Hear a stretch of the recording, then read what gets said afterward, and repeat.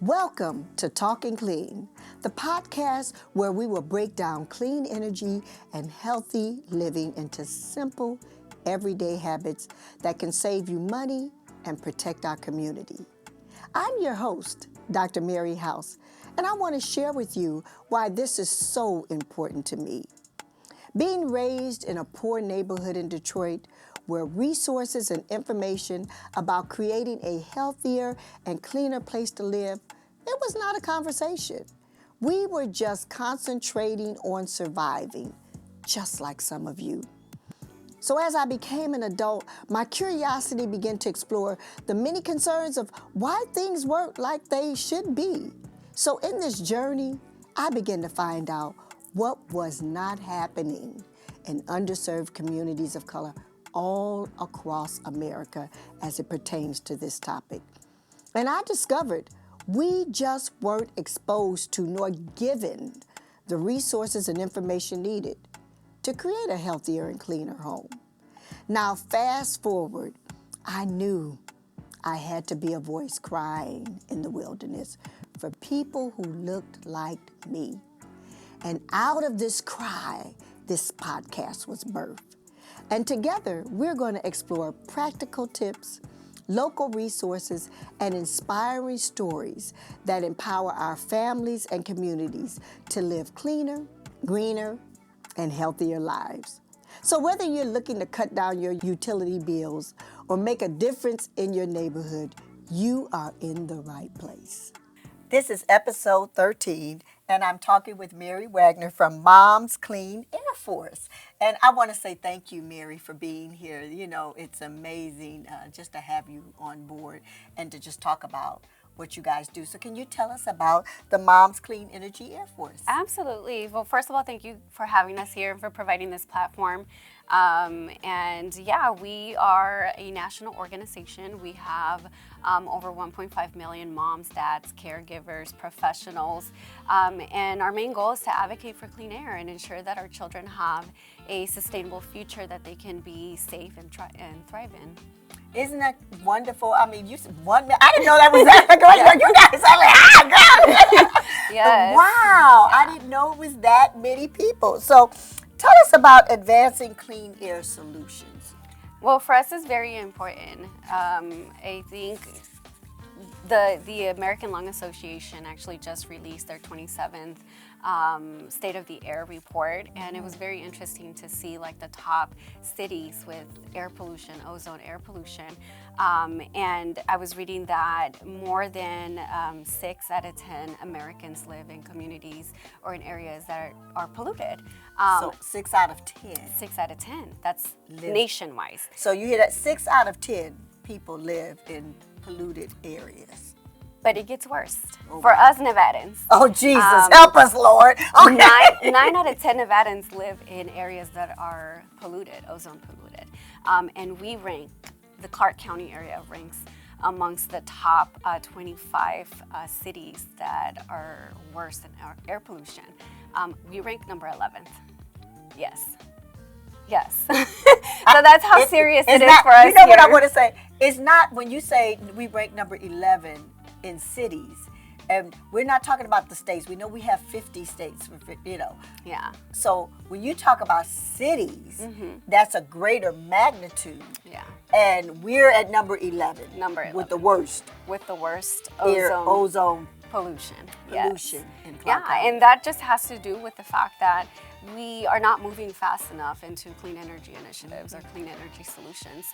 And we live in a state where we are like the perfect state for solar panels. We have sun all year round. Right. And unfortunately, we have people that are making decisions for us that are not willing to move forward or faster when it comes to clean energy solutions. I mean, we have a PUCN that usually sides with NB Energy, and we have NB Energy, which is a monopoly company in our state that refuses to move forward to clean energy solutions for families. So for us, it's really important to advocate, educate our community more than anything, but also mobilize them for them to get involved.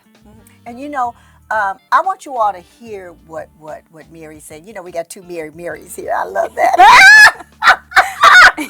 Anyhow, there's a group called Mary. Anyhow, it's a gospel group. So anyhow, that's another story. You know what?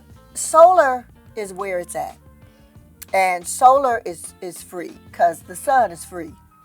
We live in a city or in a state that has a sun most of the days. I don't know if it's 300 out of 365 or if it's 350 out of 365. Most of the time we have the sun. Yeah. So we have something that God gave us that we can use that could also bring down our utility bills. And you know, Mary, I was talking to someone, and so without naming names or whatever, about solar, you know, and why won't they invest in solar, especially in the disadvantaged communities of color? Why won't they just give us what we need? Why can't? Why is it such? Why is it such a chore? It's profit over people. Hello, come on! It's profit Would you over talk about people. why? You know, why is that so? Are you finding that even within your community? I mean, because what other reason would there be? We have community members that have been showing up and showing out at the PUCN hearings that have shared their stories. They have been vulnerable sharing their stories and opening up about the struggles that they live day to day. And we have, again, commissioners at the PUCN that hear these stories and it goes in one ear, right out the other one. And when it comes to making decisions, we're not including communities' experience. We're not including communities' voices. And I think that here we felt it in Nevada. We show up to these PUCN hearings. We take time out of our day to ensure that we are giving testimony, that we are submitting comments, that we are showing up. And either way, we still feel like we're not being heard, we're not being included. And that's so sad. And if you understand, when we talk about NV energy, and you're going to hear me talking about it, I'm going to talk about it. Okay? I'm just going to talk about it. We're going to keep it real. Do we have a choice? Right. So that becomes, that's why we say it's a monopoly. We don't have a choice where we can do NV energy or we could do this other utility that would provide us with the electricity. We don't have a choice. Right. And they know we don't have a choice. The choice is, what if we just had solar panels all across Nevada, just all across, that any family could tap into that power that's being generated, and then they could produce it and give it back to the communities that they need. I don't know, why can't they just do that? I don't understand. Maybe you can help me. And the benefits that come with it, it's for a community. Yes. It's not only going to help our pockets, but it's also going to help our air quality. It's also going to help with extreme weather, which is something that we deal with a lot here in the state of Nevada. For us, it's not only the air quality, but it's also the extreme heat that we experience. And just in 2024, we lost over 500 Nevadans due to extreme heat. And these are people. This is someone's family member. This is someone's parent and uncle. And this is Nevadans that are losing their life simply because they are making choices that unfortunately is costing them their life. They're not able to stay cool. A lot of people are making choices of whether to turn on the AC when it's the hottest outside or shut it off just because they can't afford the bill. And it's sad. It's sad to see And that. I think I saw at something where it says, and I'm going to read this because I just believe if I'm going to give you numbers, I'm going to give you the right numbers because it's important for me to be a trusted voice. This is the statistics that I have. 56,317 Nevada households are behind on their utility bills. It's a sign of how widespread the accountability crisis is. The average overbill utility balance is now $664, leaving families with debts they can't catch up. And so, do you understand? I want you to put in the comments, are you behind on your utility bill? And this is a safe place, so just say yes or no. And do you ever think you can catch up? I want to know. I really want to know. I'm reading your comments, so just make sure you do that. And so, are you seeing that even with your communities? Yeah, I mean, we see people that right now are either losing their job or losing hours, having to pick up a second or third job. A lot of people are picking up side gigs for delivery. Uber, Lyft, and even then they're barely making it in this economy, because it's not just our utility bills. Our rents are going up. Oh, yes. Our food has went up. Gas has went up. People are struggling. People Right. are having a really hard time. I know when the school started this year in August, some of the conversations that I was having with community members was, hey, this year I can't afford my children's school supplies. This year I'm gonna buy them clothes because they need it, Right. but I can't buy the school supplies. We can't help the teacher this year. And it's really sad to see that people are working very hard. People are sometimes missing time with their family, with their children, with their kids, because they have to work, and even then they can barely make it. And it's sad to see that. Yeah. And again, I'm going to say this. I know you're watching. I know you guys are watching. And some of you are, these are relatable stories. You have kids, school is getting ready to end, but when it starts back up, you're saying, should I try to put something on their back that's new, Right. Or, do I get the school supplies? And what I love is, we have community help people, organizations that do school supplies, but it's never enough. Right. I always hear people still get left out. Absolutely. Kids still get left behind. Even when we talk about school, lunches. How do you Yes. eat? We're in a food desert. Yes. I mean, And we so- have people that have never had to go to a food bank that are now having to go to these places. And it's not like it's really easy for you to just show up, because usually these food banks happen at the time that you're either dropping your kids off or picking them up. So you have to make a choice of, am I going to let my child wait a little longer just because I need to get this food to ensure that I'm feeding my children? And it's sad to see that people in the richest country in the world are having to make these type of decisions. Yeah. It doesn't make any sense at all. And that comes to where we talk about affordability. Yeah. We're living in a nation where we're supposed to be Right. the richest company, Right. richest nation, but we're acting like we're the poorest. Yeah. We're acting like we're a third world country, and it doesn't have to be. And it starts with, what can we do? And the thing is that's when we go into our clean energy resources. How can we make things more affordable for the everyday person who's struggling? Yes. Do you have some tips on what can some things that people can do? Well, we can do a lot of things. I personally purchased an electric vehicle with the Me conscience too. of knowing that I'm cleaning the air for my son. I'm helping clean the air. But the thing is that these responsibilities should not fall on community members.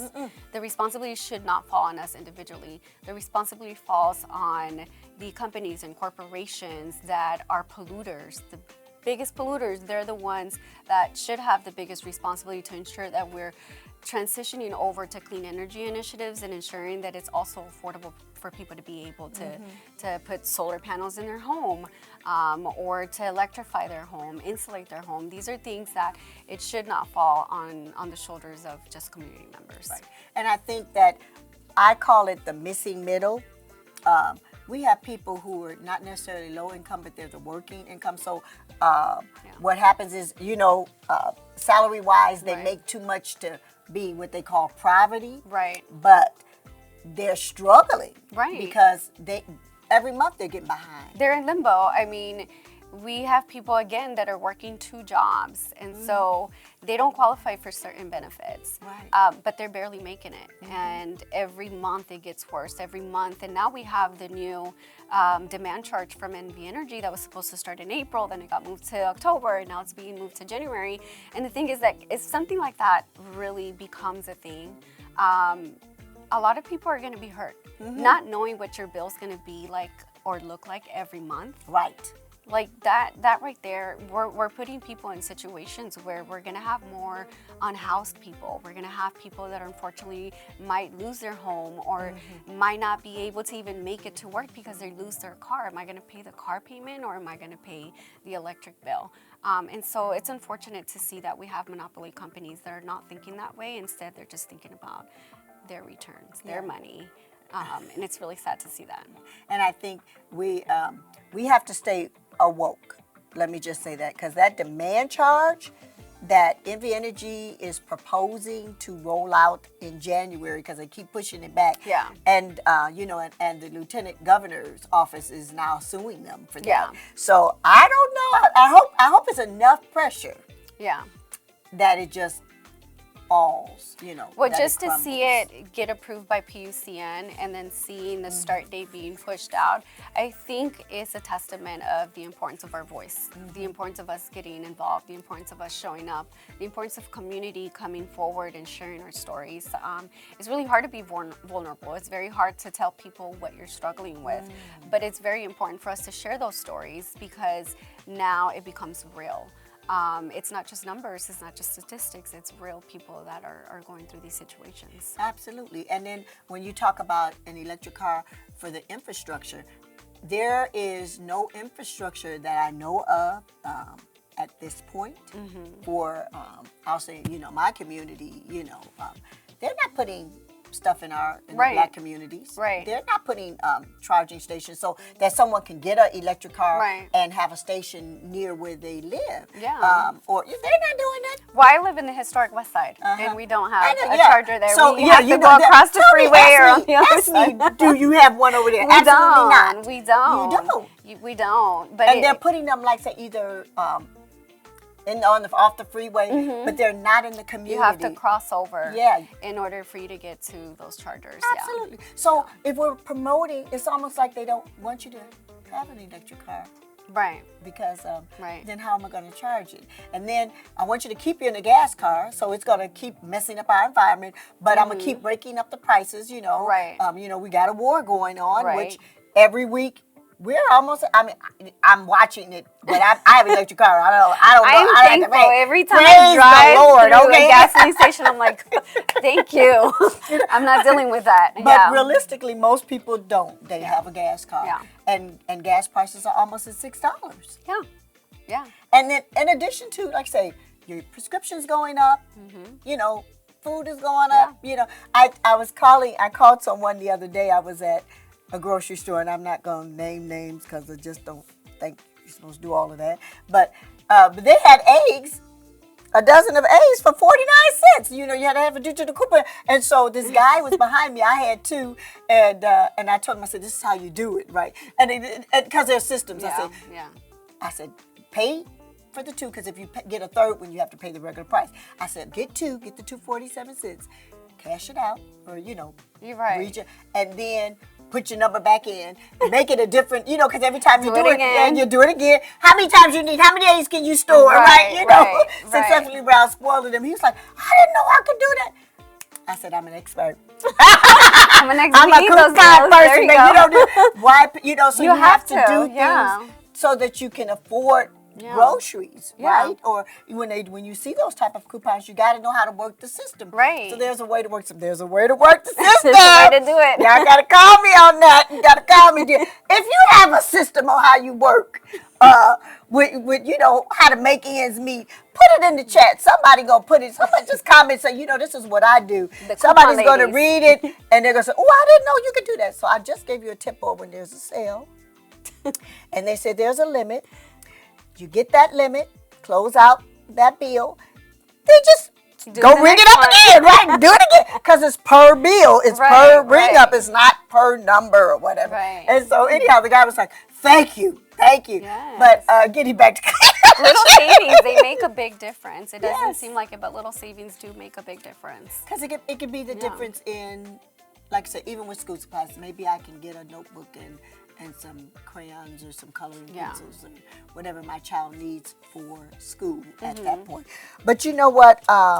We were talking about utility accountability. Yeah. So is there a tip you would like to give the audience on utility accountability? Yes, it's a very complicated system. So I think the easiest thing for me was to get involved. Find an organization that's already working on it. There's so many wonderful organizations in our state that are working on utility accountability. Find that organization that you feel comfortable with. Join the organization, get involved, stay up to date on what's going on, because it's really hard to do the work by yourself. Absolutely. But what I love about organizations is that we do the work, we educate ourselves, And then we turn around and we give that information to our community members. And we also keep them up to date. I'm always contacting my members and I'm always like, hey, we have a PUCN hearing, or hey, we have something at the ledge. Just come, get involved. You don't even have to speak. Because again, it does take a lot for you to share your story. It does take a lot for you to put yourself out there. And a lot of people are not comfortable, they're not ready for it, and that's okay. Yeah, just show up. Just show up. You know what That's I want all. to say? Remember when Martin Luther King had the civil rights movement? Yeah. And everybody wasn't in the front line. Right. But there were thousands of people that Right. marched on Selma. Right. There were thousands of people that went to Washington, D.C., Yeah. right? They were just showed up. They didn't have to voice. Right. Your presence It's enough. means everything. Yes. I dream of us packing out the PUCN show Yes. where they can't even hold us. I do too. It's huge. We've got black and brown communities Yes. saying, we're here. we're here. Yeah. And when you say moms, we really show up. Yes, and so, we do. you know, a mother's Yeah. love means a whole lot. Yes. And so show up. When I say, when I do this Facebook Live, I'm going to do a Facebook Live next month about the PUCN. I want us to show up. Yeah. You don't have to say nothing. Walk in. I call it like, you know what? I'm going to be a little radical here. Walk up like where's Ali? You There know, you go. well, we're going to be the Nation of Islam. Walk Right, up like the Nation of right. Islam. Suited, booted, standing there. You know, Right. formation. Isn't that what Beyonce said? We're going to have a formation going on. Y'all know I got to go come where you live. It's time to format. You know, Janet Jackson had Rhythm Nation. There you go. Okay, Beyonce got the formation. Okay, so we're going to do all of that in today's world, but we're going to do it for a cause. Yeah. And the cause is clean energy, utility accountability, and affordability. Fairness. You guys are hurting. Yeah. We understand that. Yeah. But we need you to show up, not just listen, but your presence is everything. Presence. And if you can't show up, there's still ways that you can get involved. Talk about it. You can write a letter. You can Yes. submit comments, which again, the organizations help you with this. Yes. And if you're not there yet, there's always organizations that are posting about what's going on. Share the post, like the post, repost. There's so many ways that you can get involved. Like, you don't have to be the spokesperson. You don't have to be in front of cameras. Right. You don't have to be the person that goes and gives a comment. You can simply be the person that shows up, or you can be the person that can't show up, because usually these meetings happen when people are working. And the location is not, it's not very accessible. it's not accessible. Language accessibility is not a thing either. Right. But there's just so many different ways that you can get involved, and you can't show up in person. You can write us a letter and we'll submit that as a comment. Or you can just share our post and make sure that you're informing your community, your comadre, your sister, your tia, your mom. Make sure you're having these Don't go to conversations. speak that with these language. people. All right. I mean, we have to. I think it's funny because we are comadres, but in Spanish, comadres are basically women that gossip. Let's gossip about it. Let's talk about it. Oh, yeah. Let's have these conversations. Y'all know how to gossip. Let's have a cafecito en pan and let's have these conversations. We have to have these conversations in order for us to make change. So what's the gossip word for Comadres. comadres? Comadres. Yes. And I'ma we are remember that. comadres. Comadres. Yes. So how would you like to end the final word to the audience today? I would like to encourage Nevadans, ratepayers, if you are tired of your bill going up, if you are tired every month opening up that envelope and seeing that you owe more and more money instead of it going down, we need you to get involved. We need you to come out to these PUCN hearings. We need you to write these letters. We need you to be a little vulnerable. Share your stories, because it's really important for us to make these changes. And remember that you don't have to do this alone. There's organizations already like Moms Clean Air Force, Eco Madres, and so many other organizations in the community that are already doing the work. All you got to do is show up. Show That's up. it. Yeah. Just show up. And Stay then informed. Mary just gave you that call to action, and we want to make sure that you understand. You can reach out to their organization. You can reach out to CHNR, and if you just give us your story, you know, we can be there and tell it for you. Yeah. But you have a story, and your story needs to be heard, and we got to keep building this database of real stories. We don't need to make up anything, because there's too many of you all out there that have suffered and are suffering because of the height of your utility bills. Let us tell your story for you. I want to thank you guys for being here today. Again, I told you, have a watch party. Invite your family and friends over and watch this podcast over and over and show it until you are involved and we have a movement going on. I talked about the formation of Rhythm Nation. Let's do this for clean energy. Thank you. Thank you for joining me on this episode of Talking Clean with Dr. Mary House. Remember, every small step towards cleaner living adds up to a big difference for your home, your wallet, and our community. So if you enjoyed today's conversation, be sure to subscribe, share this episode with a friend, and connect with us online for more clean energy resources. Just remember to think green and keep talking clean.